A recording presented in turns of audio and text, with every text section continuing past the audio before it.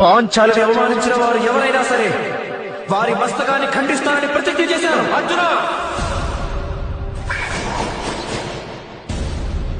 రాజసభలో శస్త్రాన్ని సంధించిన అపరాధానికి నేను నీకు మరణదండన విధిస్తున్నాను. అర్జున, మీరు మరణదండన విధించలేరు మహారాజా. మీ పుత్ర వధువు, మీ కుల వధువు, మీ వంశానికి లక్ష్మిని అవమానించే వారికి మీరు మరణదండన విధించలేరు మహారాజా. ఈ కారణంగా తన భార్య గౌరవాన్ని రక్షించే వారికి మీరు మరణదండన విధించలేరు మహారాజా. మీరు కేవలం వారిని యుద్ధానికి పిలుపునియవచ్చు. అయితే నేను యుద్ధానికి ఈ ఆహ్వానాన్ని స్వీకరిస్తున్నాను. ద్రౌపది గౌరవ రక్షణ కోసం పంచ ప్రమాదాల వంటి పంచ పాండవులున్నారు. దుర్యోధన, భస్మం కాగలవో? భస్మం. ఆగండి.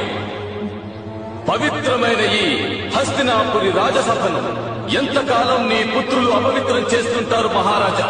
నా పుత్రుడా?